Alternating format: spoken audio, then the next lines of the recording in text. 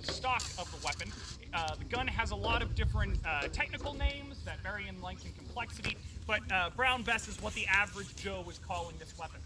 It is a flintlock muzzle-loading musket, meaning that it uses this piece of flint, a rock, in order to strike this piece of steel, called the frizzen, in order to make sparks. Those sparks then fall down into a pan, which ignites the priming charge.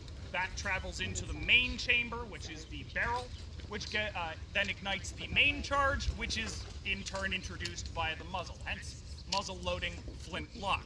Now, there's a lot to this weapon. It can be really finicky, and there's a lot of things that can go wrong with it. And a lot of that is due mostly in part to the kind of explosive that it's using, namely black powder. Black powder is a notoriously volatile and very inefficient explosive, meaning that it leaves behind a lot of residue. It leaves behind a lot of byproduct, either in the form of smoke or in, the more important of the two, black powder fouling. Black powder fouling is a sort of slimy or sludgy material that coats everything it touches. It gets all over your hands, gets all over the firing mechanism of the piece, called the lock. It gets covered all over the inside of the barrel as well, and everything else that it can possibly touch. It's a very problematic thing, especially considering what this weapon is more or less relying on is friction. Friction between the flint and the frizzen, that piece of steel. So if, for example, you've got that black powder fouling buildup on the underside of the flint, or maybe on the face of the frizzen, you're not going to have any of that friction. You're going to have the two pieces sort of slide against each other instead of catching, and no sparks will get produced. This means that the sparks will not hit the priming charge, and the priming charge will not, the priming charge will not ignite, and that will not ignite the main charge.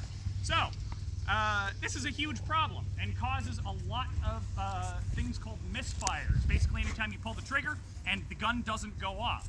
1 in 3 shots every time you pull the trigger don't go off. Not a great rate. On top of that, it's incredibly inaccurate. The weapon is smooth bore. Basically what that means is the barrel doesn't have any grooves on the inside. Rifling, it's called, in order to turn the bullet as it sails through the air. It just sort of pushes the bullet out the end. On top of that, the barrel is actually larger than the ammunition that it's firing.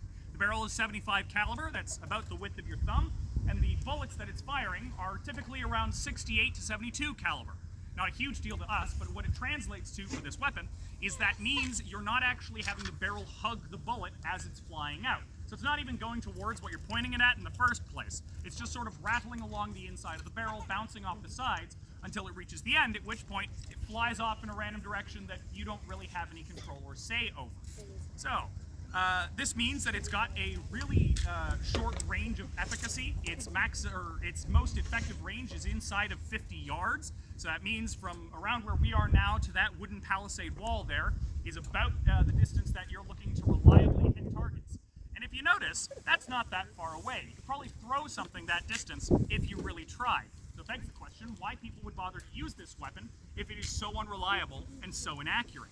And the answer to that is how you use it makes it better, namely in the form of something called linear tactics. Basically, when you take a lot of guys, you have them all load and fire at the same time, means that doesn't matter how often you misfire, doesn't matter how inaccurate you are personally, because if, for example, the smallest amalgamation of guys you can have, a company, is 100 men, have them all load and fire at the same time, 1/3 of them don't go off, but 70 of them still do.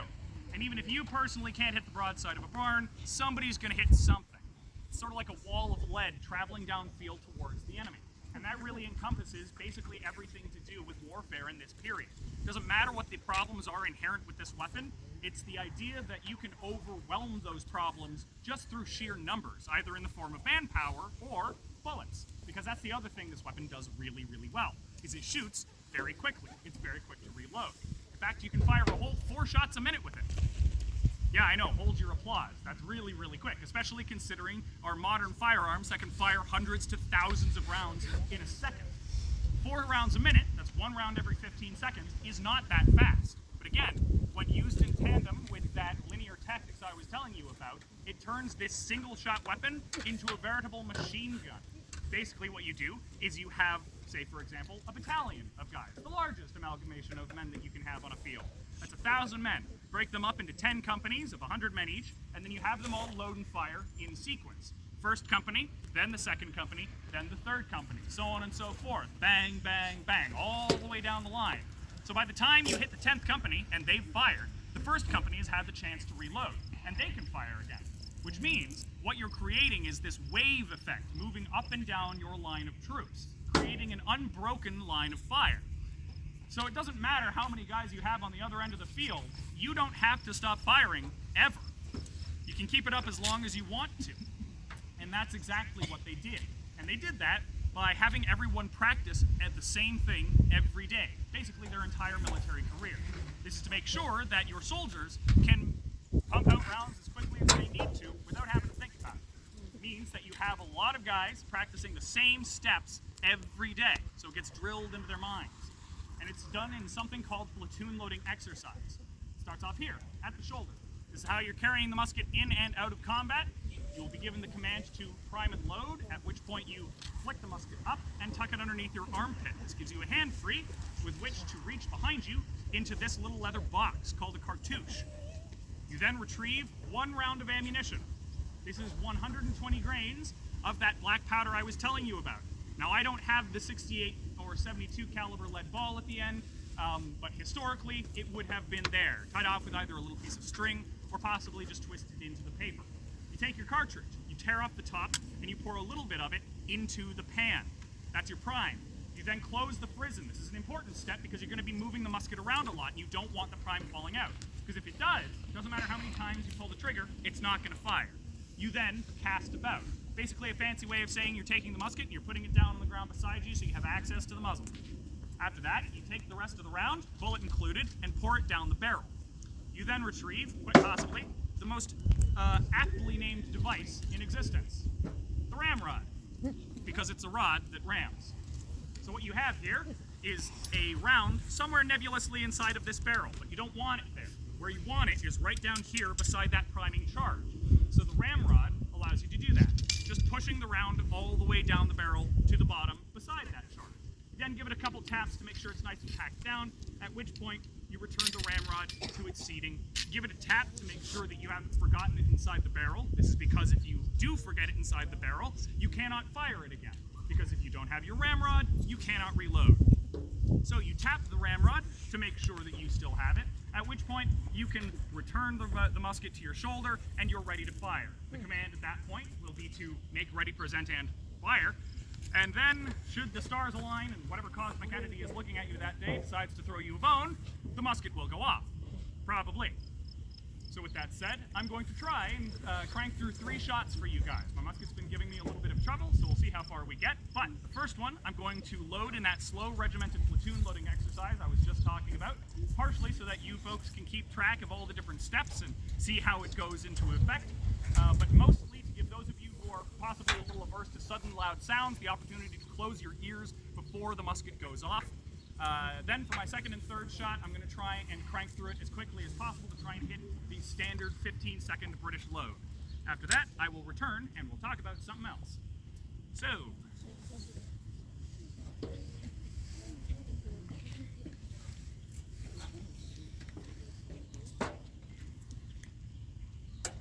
prime it, load, handle, cartridge, prime, cast, about, load,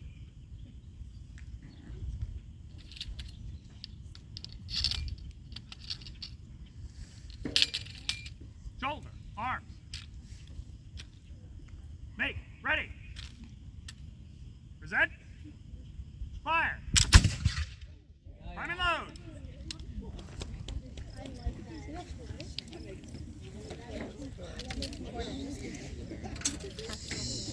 Watch how fast he does it.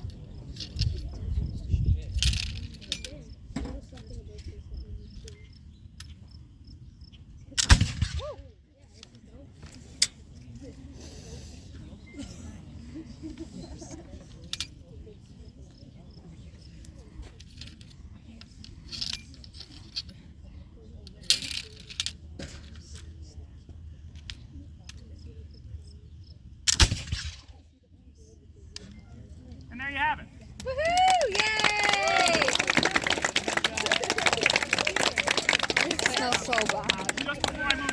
this topic, I want you all to take just into account Oi!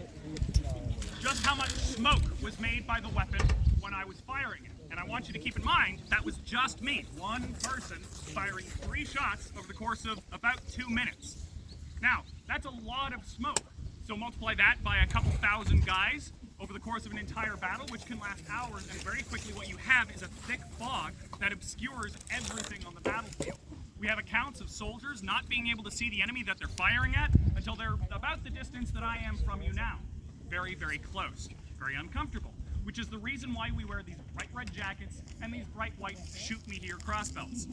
It's not so that we look majestic on the battlefield, although that is a nice secondary effect. It's so that we can tell through that thick fog as easily as possible who is who, so you don't accidentally shoot your own guys. It's for this reason that most nations of the world have their own sort of team color, if you will. The British wear red, the Americans wear blue, the Russians wear green, and so on and so forth, to try and cut down on that friendly fire factor.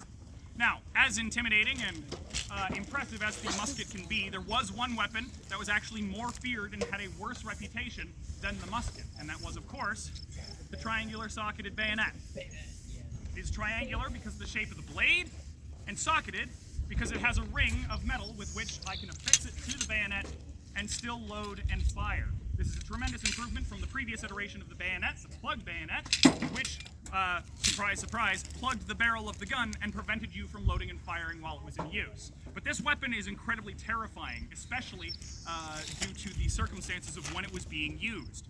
Not only is it 13 inches of cold British steel, but it is that triangular blade shape that makes it such a problem. Even with today's modern medicine and all the advancements that we've had in the last 200 years in the field, wounds like this are still difficult for doctors to handle the world over. And it's because that triangular shape causes a problem when sewing it up. You can sew up one side, you can sew up a second, but when you move to sew up that third side, the pressure becomes so great that it'll cause the stitches to burst open and continue to bleed out. Not fantastic. So it's for this reason that if you were stabbed in the trunk of the body, the chest, or the belly, you were basically declared a lost cause. There wouldn't be a surgeon that tried to save you because there was almost definitely somebody else that he could save instead of you. But if you were lucky enough to have been stabbed in an extremity, an arm or a leg, and I do say lucky here with a little bit of liberty, there was a simple solution that was time-honored, practiced, and understood the world over for nigh on thousands of years at this point, and that's amputation. So a little drummer boy, probably no older than 13, would have dragged you off of the field to go see the regimental surgeon, of which there was one for every 1,000 guys. And in about 2 to 5 minutes, that surgeon could lop off whatever the afflicted limb was, sew you up with a little patch of skin to make it look a little nicer, and send you on your way. Very effective, very quick. Problem being, this is before germ theory, which means that surgeon probably didn't wash his tools. He probably didn't even wash his hands, which means that whatever he had dragging through the last guy he was helping, and the guy before him, has just been introduced to your new amputation. So, in the attempt to try and save your life by lopping off your arm or leg, he has almost certainly condemned you to death through infection anyway. It's for this reason that this weapon is so feared, is the comparative mortality rates.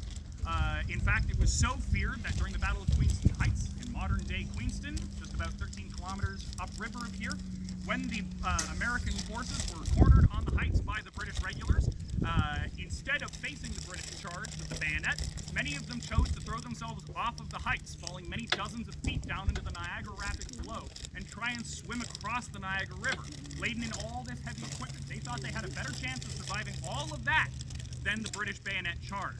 So it just goes to show you how brutal the warfare in this era can be. And on that slightly less than cheery note, I will wrap up this musket demonstration. I would like to thank you all for coming out and watching it. If any of you are interested, there will be a featured talk happening in front of the officers' quarters, that big yellow building, in about 15 minutes' time. It's going to be done